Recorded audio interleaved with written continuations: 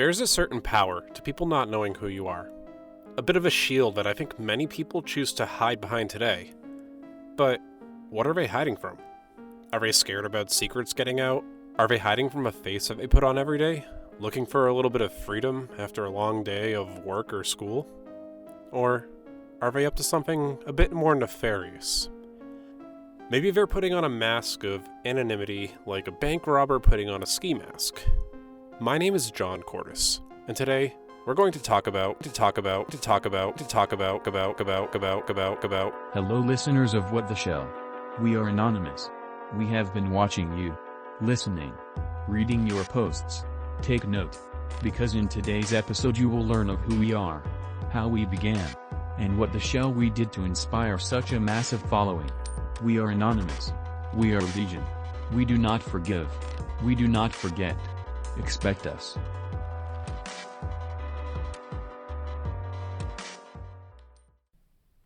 Okay, well that was a little bit weird.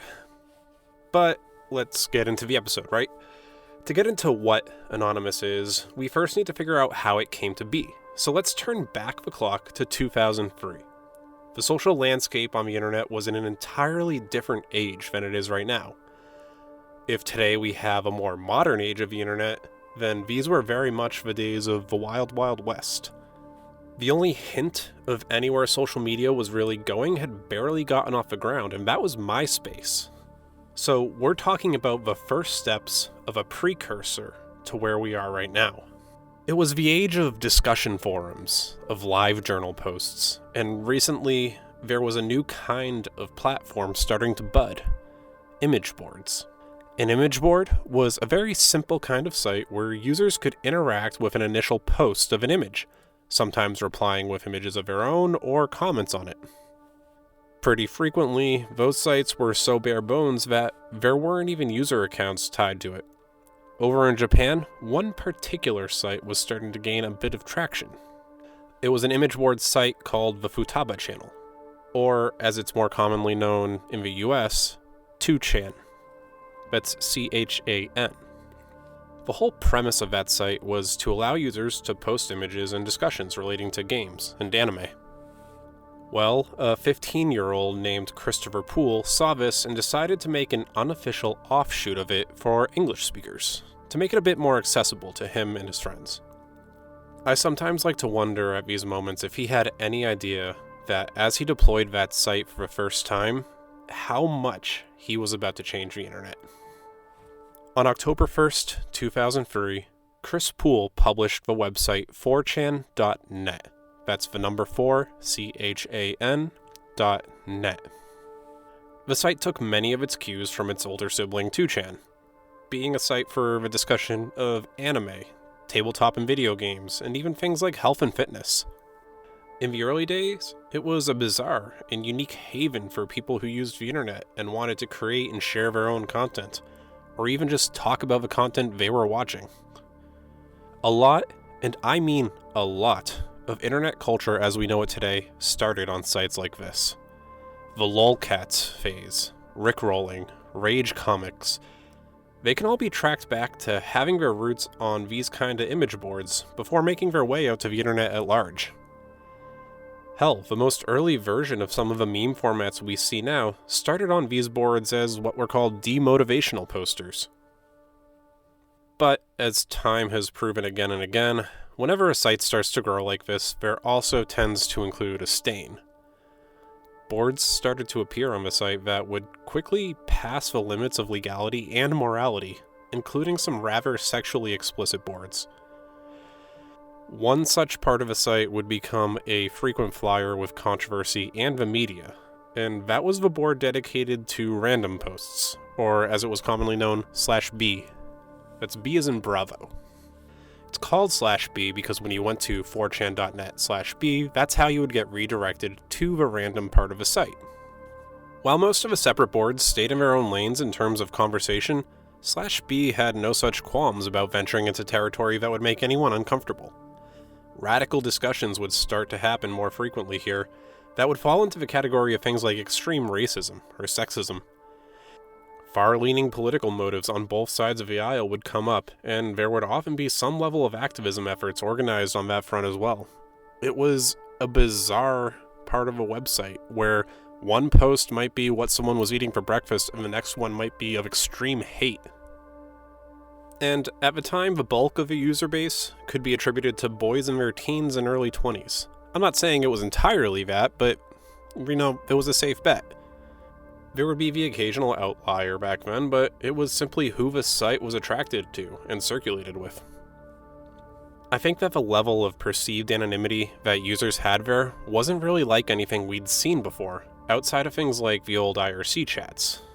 With no accounts and no real user history to show, I think people ran with that, and did things on the site that they thought couldn't really be tracked or led back to. Now, keep in mind, I'm using the phrase perceived anonymity here. On the user side of it, it truly looked as though everyone was in the same boat. They all posted as an anonymous user, each post could be anyone, and the closest it would come to any kind of username would be the eventual implementation of an ID that would appear on the site to help prevent bots or rigged conversations. And even then, the ID would only apply to single threads in an effort to maintain that anonymity. On the back end, though, the site was hosted in the United States, and ultimately there likely wasn't as much privacy as they made it out to have. I'm sure IP addresses were logged, and if push came to shove, cooperation was likely to be had, but we'll get into that a bit later. My point here is that every user shows as, quote, anonymous. Everyone was the same. It didn't matter who you really were, what you did in real life, you were an Anon, as they called themselves. Eventually the phrase, "we are anonymous," would start to lead to some interesting events and motivations. So as the user base of those Anons grew, they started to realize that they held a bit of power with the numbers of their group. It started with what were basically pranks. Because these were kids. Some of you might disagree here, but it's true. They were by and large a group of kids in their teens, some of them in their early 20s, but even still, I'd consider that a kid at this point. Some of the things they would do would be flood sites like Club Penguin or Habbo Hotel with users and make it pretty much unusable. It might sound like a funny little dig at an attempt on a denial of service attack, but when you realize that they pretty frequently flooded the chats with anti-Semitism or racist remarks, it starts to become a bit less lighthearted. Now, like I said, essentially what they were doing here is a light version of a denial of service attack. By flooding the user base with their own agenda here, for everyone else, it was a hassle to get on and enjoy the product.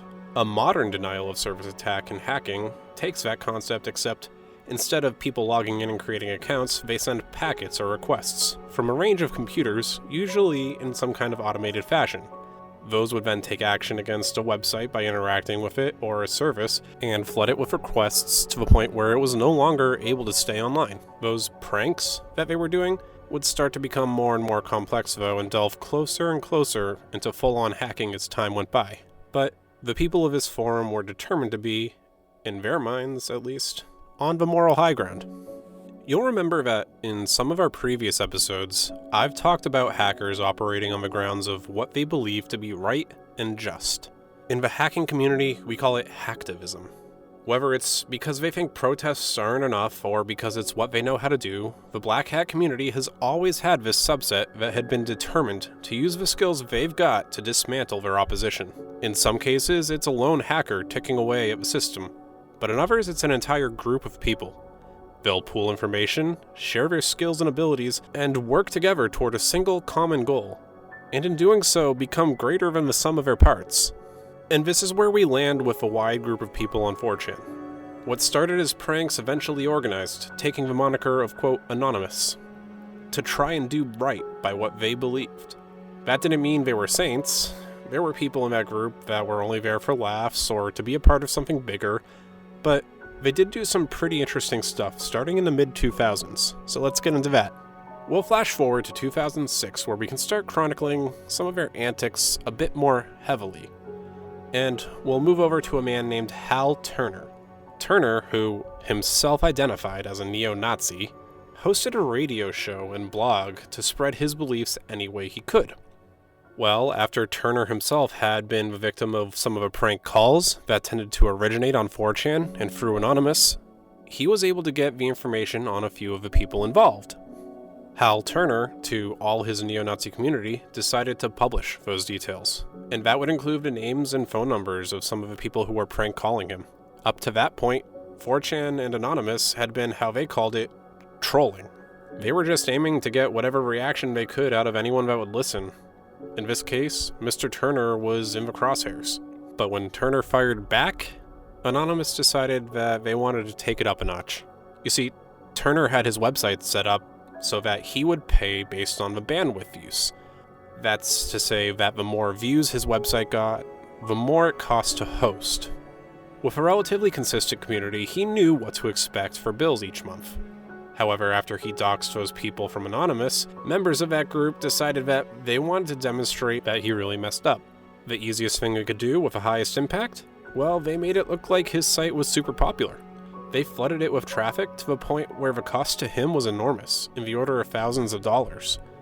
It was a major win for the still budding Anonymous, but the group had, at this point, started to move away from 4chan and into what was called IRC chat so that they could truly be anonymous. Because I think even with this, they realized their privacy wasn't as guaranteed as they thought. You might be thinking to yourself, okay, John has mentioned IRCs a few times at this point. What are they? Well, IRC stands for Internet Relay Chat. Basically, it was a form of instant messaging that operated in a way where chat was relayed through a server and allowed for a more private experience if you knew how to configure it properly. It wasn't anonymous per se, but privacy was possible with it. And while IRCs are still alive today, they aren't the gold standard that they used to be. They're now used by a pretty decreasing number of people, but if you look, you'll still be able to find some.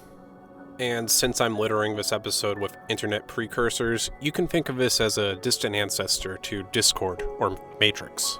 So the point here is that with these IRC chat groups, Anonymous started to solidify a bit. Members started to make themselves a bit more known internally and moved beyond the Anon handle. It was a more widespread recognition of their capabilities, so they began to try to organize. Then, in 2008, Anonymous, as I think many of us come to think of it, began to enter the limelight, after a video of Tom Cruise going a bit off the walls for Scientology became pretty widespread. You might be thinking, how do I get from point A to point B here, but it wasn't just that the videos were spread throughout the internet, it was that the Church of Scientology itself spent an enormous amount of time, money, and resources systematically removing that video wherever they could. You can still find it today, but it's not really easy to get to. Anonymous saw that as a kind of internet censorship attempt, and didn't really take too well to that concept, so they decided to focus some efforts toward a retaliation. That started with this video titled A Message to Scientology. Hello, leaders of Scientology. We are Anonymous.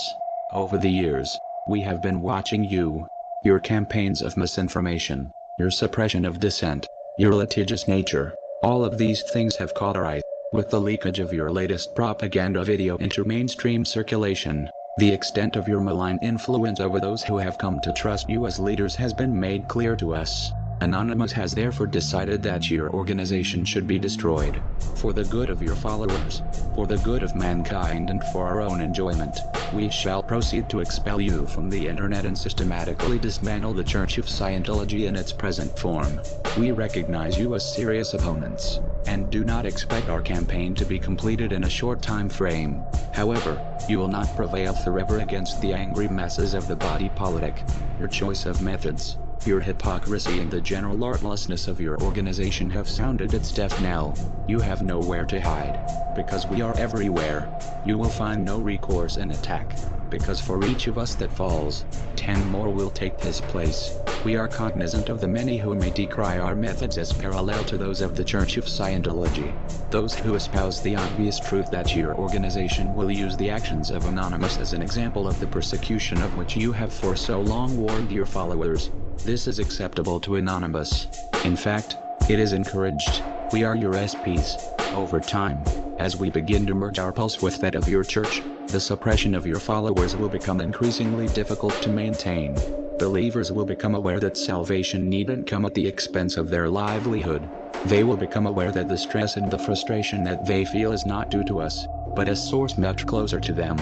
Yes, we are SPs, but the sum of suppression we could ever muster is eclipsed by that of your own RTC.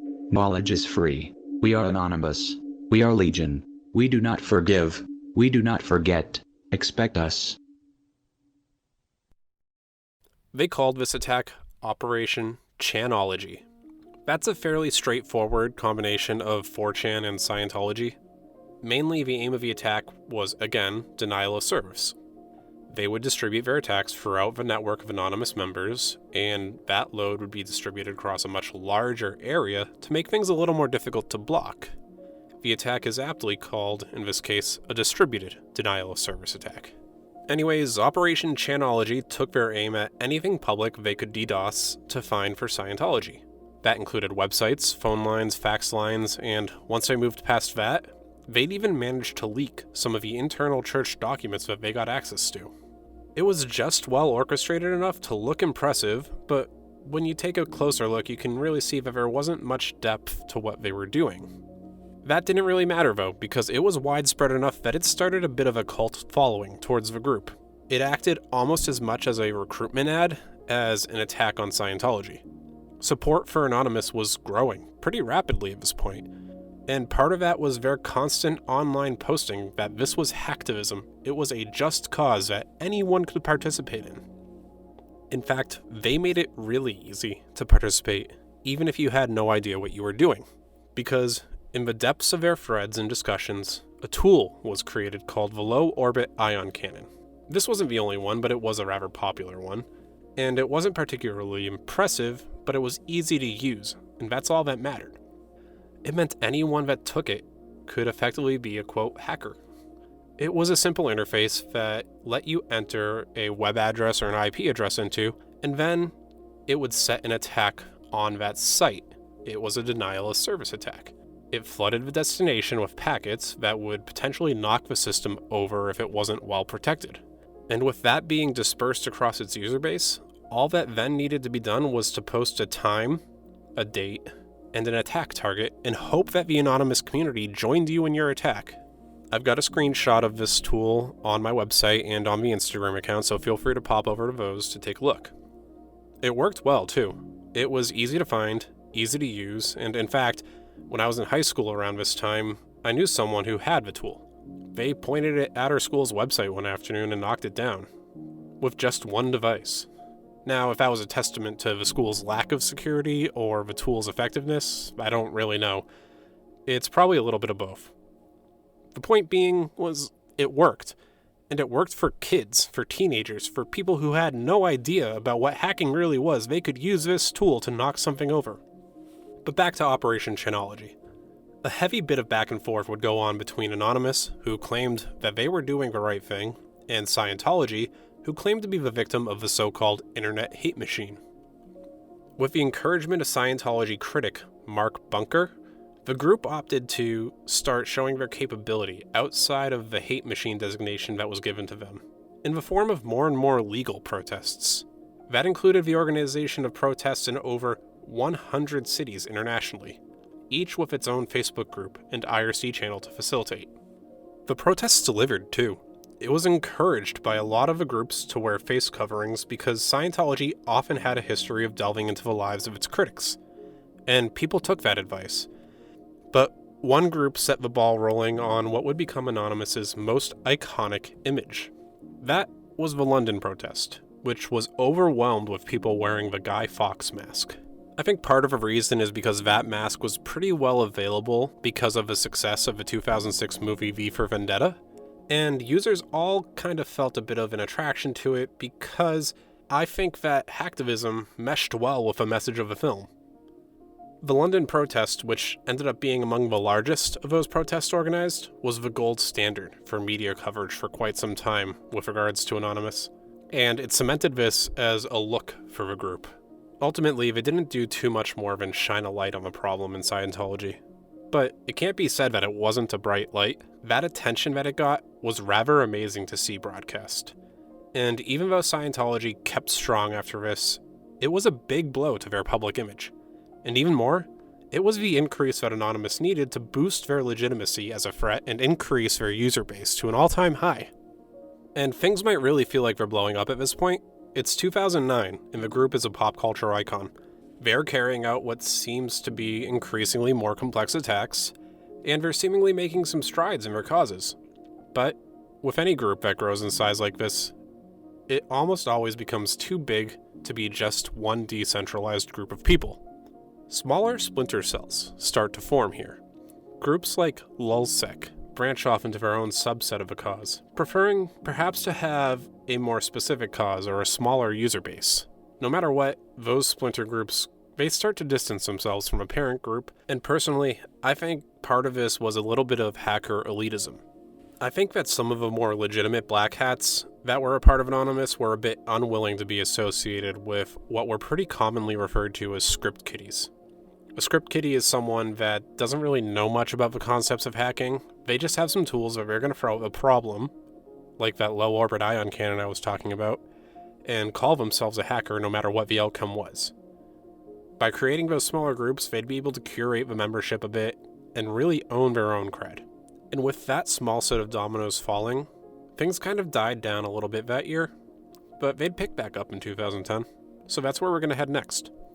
It's no secret that those willing to blur the lines of black hat hacking and activism probably weren't squeaky clean in all aspects of their life.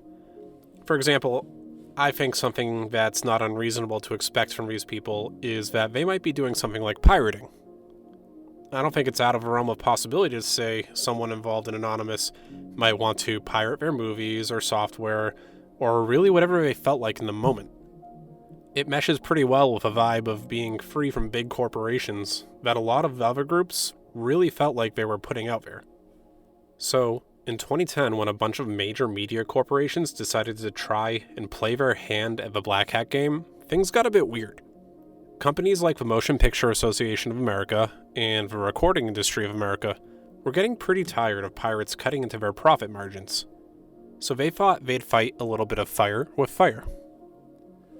That's where an Indian company called iPlex Software comes into the story. The MPAA and RIA reached out to iPlex because they had a history of performing denial of service attacks for a fee. So, to take the battle right up to the pirate ship, so to say, they were hired to bring down major torrenting sites like the Pirate Bay. Yeah, it's a bit weird, but hey, if you think there were consequences here for that, you'd be right. Hell, it's why we're even talking about it right now, right? So, 4chan and Anonymous got wind of that and decided to launch what they called Operation Payback on September 19th, 2010. Yet again, it was another DDoS campaign. This time aimed at the MPAA, the RIA, and any other major entertainment industry icon they could think of. The attack was pretty successful too. The campaign would consistently take down sites for almost a month. They went medieval on those companies and effectively sieged the castle of their sites, holding near continuous denial of service attacks in some form or another for the bulk of that time.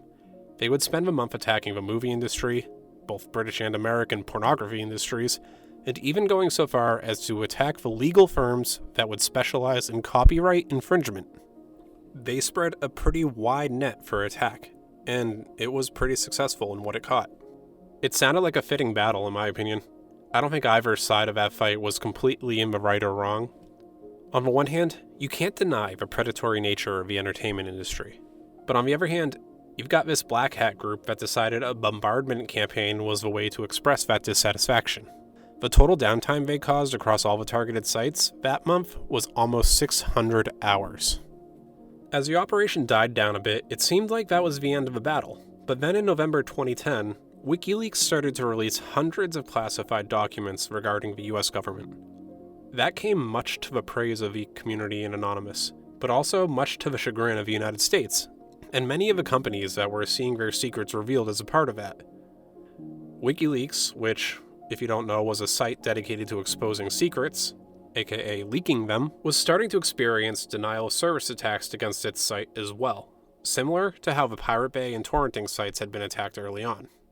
Anonymous decided that was a fight worth hitching onto, and as a part of a statement, said this. While we don't have much of an affiliation with WikiLeaks, We fight for the same reasons. We want transparency, and we counter censorship. The attempts to silence WikiLeaks are long strides closer to a world where we cannot say what we think and are unable to express our opinions and ideas.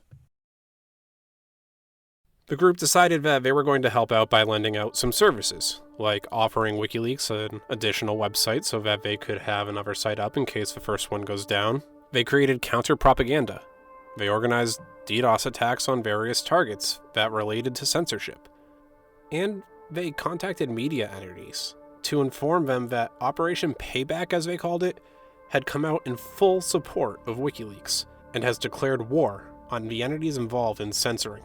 In December, the attacks went on to target PayPal, Visa, and MasterCard, all sites that were refusing to allow donations to WikiLeaks. The number of targets at the end of that campaign expanded to cover over 75 more service interruptions across different websites. It's another instance of the group picking a battle and committing where they can, even if it's largely in just a denial-of-service style attack. Through early 2011 and 2012, things kind of stayed the same for the group. There would occasionally be spun-up instances of denial-of-service coordination against government sites, both domestic to the US and international. But as their notoriety grew, I think so did the security industry's want to be able to combat them. Different security firms had taken up efforts that would be put toward identifying some of the members of Anonymous. After all, if you can put a name to an anonymous face, then you take away a large part of their power and identity. That's the entire facade that they're hiding behind, their anonymity. So, when in early 2011, Aaron Barr, the head of security services for the firm HB Gary Federal, said he uncovered identities of some of the big players in Anonymous, it got the attention of a group. He was claiming that he was ready to unmask some of these users for mainly what were the attacks we just talked about as a part of Operation Payback. It started with Barr getting his work published for the Financial Times. He had been doing research on unmasking and uncovering identities online. And the day after, the site for HB Gary started to receive some strange traffic heading its way. It appeared as though Anonymous was gearing up to retaliate against his company for the story that was published. And Barr, wanting to curb that, decided that he wanted to try to take some action with the group. Barr had been taking his time, profiling who he believed to be members through social media and undercover on IRC chats. He even had his own handle that he called himself COG Anon, C-O-G-A-N-O-N.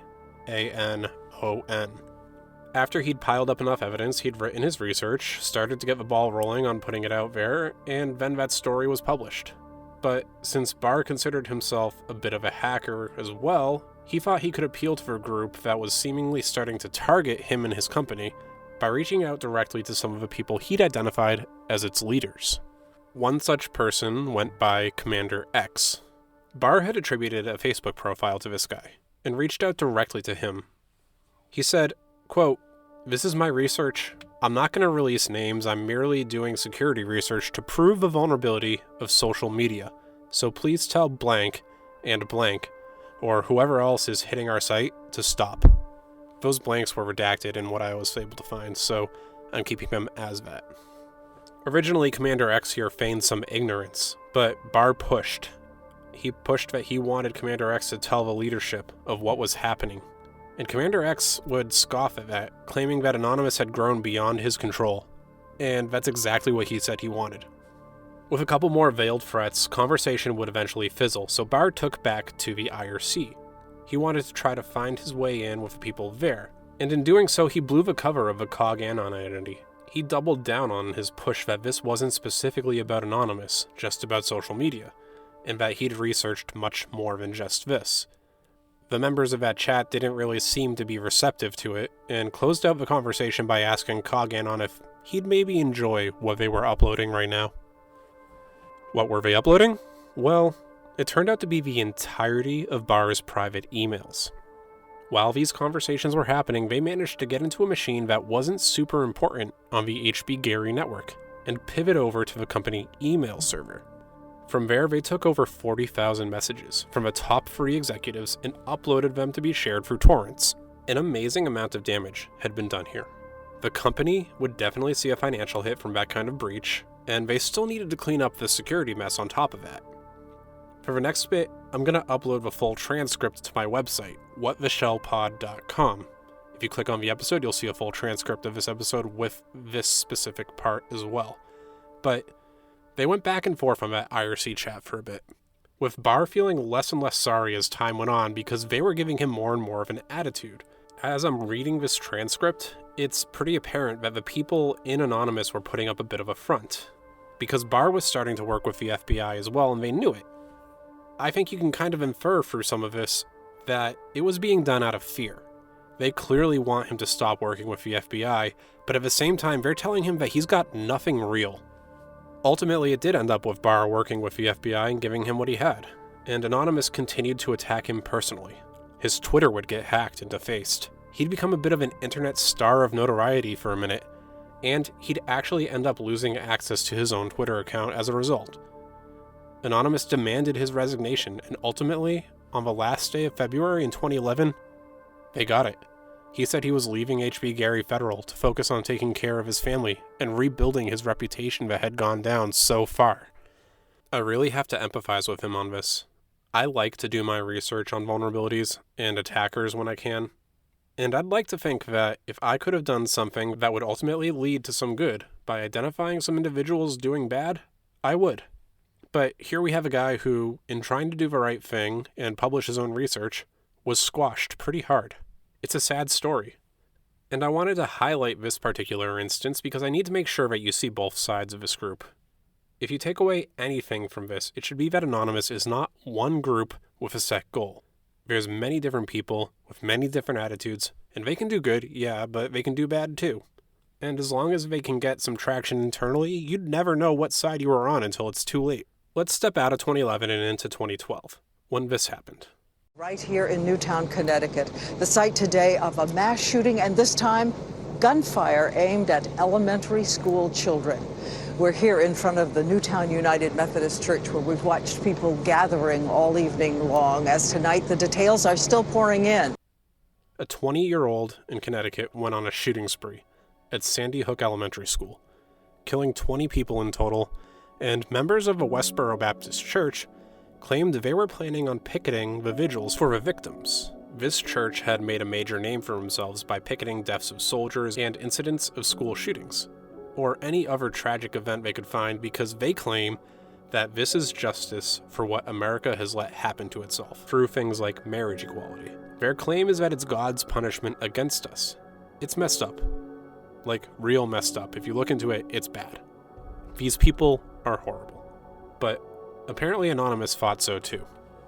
Through a campaign of sifting through public records and social engineering, Anonymous was able to effectively dox many of the members that were planning on attending that picket, and by doing so, they put the pressure back on the church, and it was placed in such a large volume that they never ended up picketing that event. They backed off entirely. That time, poking the hornet's nest did some good that I don't think many would have argued against. It was a nice win for their reputation. And I'll say that I'm going to close out now with one of the bigger events for the episode that started in 2011 but is still having ripples today.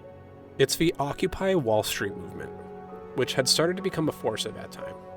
The Occupy movement aimed to target income inequality, specifically using the slogan that targeted the top 1% of the economy.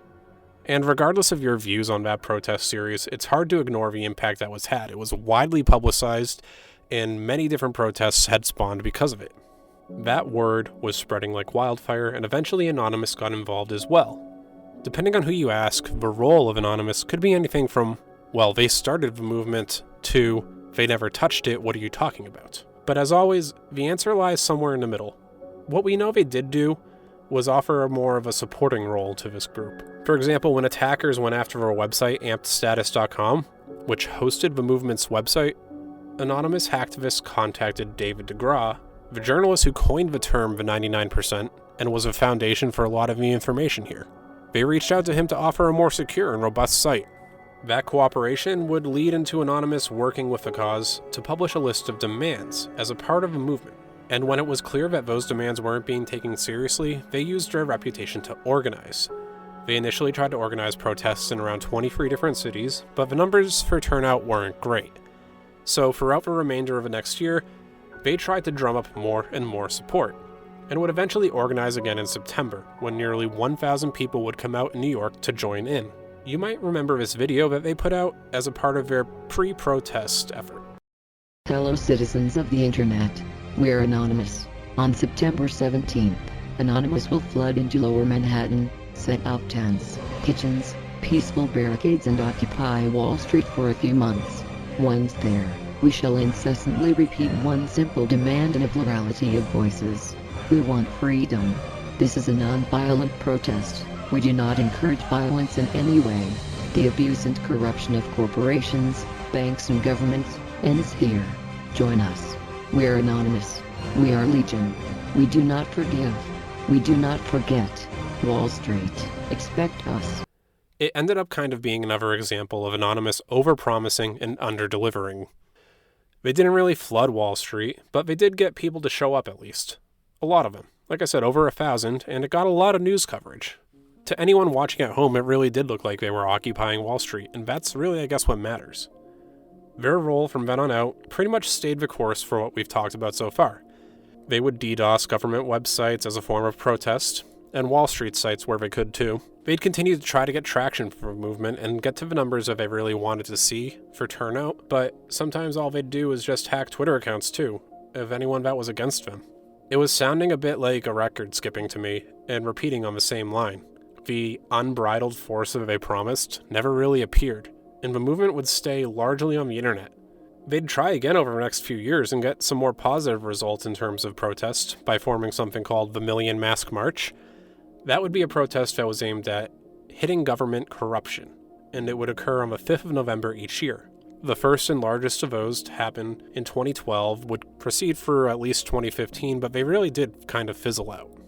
So what happened to Anonymous? Well, technically they're still out there doing their thing today. It's just less and less in the limelight. Some of the major players were arrested, and we'll be getting to that in part 2 of this episode. But honestly, I think that what happened here is a lot of them either grew up or grew out. Sure, there were talented hackers there, but they probably were in that splintered off group that I was talking about. The ones that remained, they tried, and ultimately when all they were able to do was DDoS a website or launch a brigade against a social media account, I think it hit them a bit harder than it did everyone else. And that in and of itself would become a task too, because protection against denial of service attacks has only gotten more and more advanced. It's pretty easy to defend against now, and it's even easier to see how people may have started dropping out because these didn't work as much. But what we talked about in today's episode was just the tip of the iceberg. The big names of the hacks that they had gotten into, and some of the big impacts they made. I encourage you to do some research on your own time if you want to see how many other things they had their hands in. There was a lot of good and a lot of bad, as always, but I didn't have time to get to all of it today. We'll be having a part 2 in a few weeks with this, but for now, the biggest takeaway for me this episode is honestly the power of the internet mob mentality. That group was frequently pointed toward targets, and if I had to guess, some of them only knew what they were doing because some person higher up in the thread that they saw told them to do it. It's scary how out of control it did get and could have gotten if someone wanted to point them at something that was only for their own good. It's happened on 4chan, that site that all this stemmed from, and it'll happen again. Some of these people wanted to just cause trouble. Some wanted to find a cause. All of them wanted to make an impact, I think. And with no clear structure, it was just that much easier to bring people on, point them at a target, even if they had no idea what it was. It's a scary concept, but interesting nonetheless. I'm John Cordes, and thanks for listening to me explain what the Shell Anonymous is, and what they did to earn their reputation. Before I go this week, I've got 1 or 2 things for you all too. You may have noticed it's Wednesday. Well, it might be Wednesday if you're listening to this. But the point is, in an effort to get this out on a more consistent early morning release time, I've moved it out a day. This way, when you wake up on Wednesday morning, it should be downloaded for you on your phone. One other thing, if you can please share this with a friend or through your social media online, I don't have much more than my own interactions and word of mouth to get us going. And from what I can gather, there's a couple hundred of you listening at this point. So, any help to spread the word will only get us more and more content in the future. And lastly, I want to remind you that if listening on your phone isn't the optimal place or you want more content, you can check out my new website, whattheshellpod.com. It's all one word. There you'll find links to all of our episodes, playable in the browser, and you'll also find links to our various social pages, including our own Discord channel, where you can come and discuss episodes with me and others in the community. For this episode, you'll also be able to see that conversation I was talking about between Aaron Barr and Anonymous members. So, thanks for listening. I'll see you all in 2 weeks with another episode.